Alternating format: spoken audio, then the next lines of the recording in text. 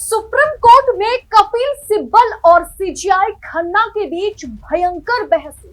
क्या रद्द होगा वक्फ कानून?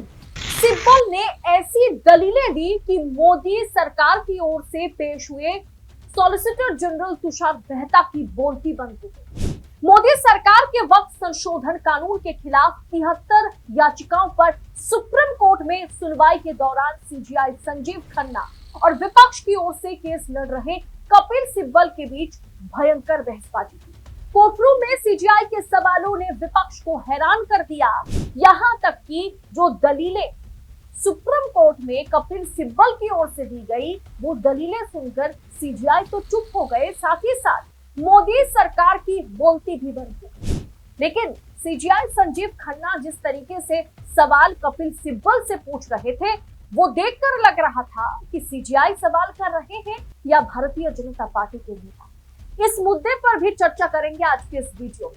कोर्ट में सीजीआई और कपिल सिब्बल के बीच क्या बहस हुई, ये बहस अगर आप सुनेंगे तो आपको संकेत मिल जाएगा कि वक्त पर क्या फैसला सुप्रीम कोर्ट सुनाने जा रहा है। सुनवाई से महज एक दिन पहले पूर्व कानून मंत्री और अब माइनॉरिटी मिनिस्ट्री संभाल रहे किरण रिजिजू ने साफ कर दिया था कि सरकारी मामले में सरकार दखल ना दे। खासकर वक्फ बिल को लेकर के उन्होंने ये टिप्पणी की थी और आज बहस के दौरान सीजीआई की टिप्पणियों से ये संकेत मिल गया है कि सुप्रीम कोर्ट अंतिम फैसला क्या सुना सकता है। तो नमस्कार, मैं हूं आपके साथ अदिति और आप 4 PM देख रहे हैं। Chief justice of India Sanjeev Khanna और जस्टिस PV संजय कुमार की बेंच मामले पर सुनवाई कर रही है। केंद्र की ओर से सॉलिसिटर जनरल तुषार मेहता पैरवी कर रहे हैं। वहीं कानून के खिलाफ 70 से अधिक करीब 73 याचिकाओं को दाखिल किया गया है। कपिल सिब्बल, राजीव धवन, अभिषेक मनु सिंघवी, सीयू सिंह दलीलें रख रहे हैं। सिब्बल ने अपनी दलीलें रखी हैं। सिब्बल ने संशोधित कानून की खामियां गिनाई हैं, जिसके बाद सीजीआई जस्टिस संजीव खन्ना ने कहा कि कोर्ट के पास समय बहुत कम है। उन्होंने पहले ही साफ कर दिया था कि हमारे पास इतना वक्त नहीं है। 73 याचिकाएं हैं, सब याचिकाओं पर सुनवाई करनी है, इसलिए आपसे जितना जल्दी हो सके आप मामले को सामने रखिए, ज्यादा वक्त जाया मत कीजिए। सीजीआई की इस टिप्पणी ने पहले ही विपक्ष को कहीं ना कहीं घबरा दिया था। सुप्रीम कोर्ट की ओर से यह कहा गया कि आप सिर्फ जरूरी बातें रखिए हमारे सामने। संसद में 4 अप्रैल को पारित हुए वक्फ संशोधन बिल को 5 अप्रैल को राष्ट्रपति की मंजूरी मिली थी। सरकार ने 8 अप्रैल से अधिनियम के लागू होने की अधिसूचना जारी की। तब से इसका लगातार विरोध हो रहा है। सुनवाई के दौरान कपिल सिब्बल को पक्ष रखने का सबसे पहले मौका मिला। सिब्बल ने कहा कि कानून के जरिए आस्था के अभिन्न अंग के साथ दखलंदाजी की गई है। कपिल सिब्बल ने कहा, इस संसदीय कानून के जरिए आस्था के अभिन्न अंग के साथ दखलबाजी की जा रही है। आर्टिकल 26 कहता है कि किसी धर्म या समाज के हिस्से को अधिकार है कि धार्मिक और समाज सेवा के लिए संस्थान की स्थापना वो कर सकता है। धार्मिक मामलों को खुद ही मैनेज कर सकता है। चल और अचल संपत्ति का मालिकाना हक और अधिग्रहण करने का भी अधिकार है। कानून के आधार पर ऐसी संपत्तियों को एडमिनिस्ट्रेशन किया जा सकता है। कानून के आधार पर मैं धर्म की जरूरी परंपराओं का पालन कर सकता हूँ। तो वहीं सीजीआई जस्टिस खन्ना ने कपिल सिब्बल से कहा कि कोर्ट के पास वक्त बहुत कम है, आप सिर्फ जरूरी बातों को हमारे सामने रखिए। जिसके बाद कपिल सिब्बल ने कानून की खामियों को गिनाई और उन्होंने उसी के जरिए अपना तर्क जो है रखा है। सिब्बल ने आगे कहा कि अगर मुझे वक्फ बनाना है तो मुझे सबूत देना होगा कि मैं 5 साल में इस्लाम का पालन कर रहा हूँ। अगर मैं इस मुस्लिम ही जन्म लिया है, अगर मैं मुस्लिम जन्म लेता हूँ तो मैं ऐसा क्यों करूंगा? मेरा पर्सनल लॉ यहाँ पर लागू होता है ना। सिब्बल ने कोर्ट के सामने अपनी पॉइंट्स रखे वो, और सेक्शन 3 अगर वक्फ विवादित नहीं है या कोर्ट में मामला नहीं है, ऐसे में अगर वक्फ बनाने वाला कागजात देता है तो वक्फ कायम रहेगा। सीजीआई संजीव खन्ना बोले कि आर्टिकल 26 धर्मनिरपेक्ष ये सभी कम्युनिटी पर लागू होता है। सीजीआई ये भी कहते हैं कि हिंदुओं के मामले में भी सरकार ने कानून बनाया है, सांसद ने मुसलमानों के लिए भी कानून बनाया है। आर्टिकल 26 धर्मनिरपेक्ष है, ये सभी कम्युनिटी पर लागू होता है। सिब्बल आगे कहते हैं, इसी का पलटवार करते हुए सिब्बल कहते हैं कि विवाद की स्थिति में सरकारी अफसर जांच करेगा, ये असंवैधानिक है। सिब्बल ये भी कहते हैं कि सरकार ये घोषित कर सकती है कि प्रॉपर्टी उनकी है, लेकिन इसकी कोई समय सीमा नहीं। आप कह रहे हैं कि विवाद की स्थिति में एक अफसर जांच करेगा जो सरकार का होगा, ये असंवैधानिक है। ये कहां से संवैधानिक है? किसी संरक्षित विरासत के बारे में की गई घोषणा बेअसर हो जाए। सिब्बल ये भी कहते हैं कि इस्लाम में विरासत मौत के बाद लागू होती है। आगे यह भी कहा जाता है कि इस्लाम में विरासत मौत के बाद लागू होती है। ये लोग उससे पहले ही दखलंदाजी करना चाह रहे हैं। ये कानून लागू होने के बाद जिन संपत्तियों की वक्फ के तौर पर पहचान हुई है, उन्हें वक्फ नहीं माना जाएगा। तो सीजीआई सवाल पूछते हैं। सीजीआई कहते हैं सभी पुराने स्मारक जो है वो सुरक्षित रहेंगे। मैं कहता हूँ सीजीआई ने साफ किया कि ऐसे कितने मामले हैं। मुझे लगता है इस बारे में कानून आपके पक्ष में है। सभी पुराने स्मारक, जामा मस्जिद भी संरक्षित ही रहेंगे। तो सिब्बल कहते हैं कि 20 करोड़ लोगों का अधिकार छीना जा रहा है साहब। केवल मुस्लिम ही बोर्ड का हिस्सा हो सकते हैं, अब हिंदू भी इसका हिस्सा होंगे।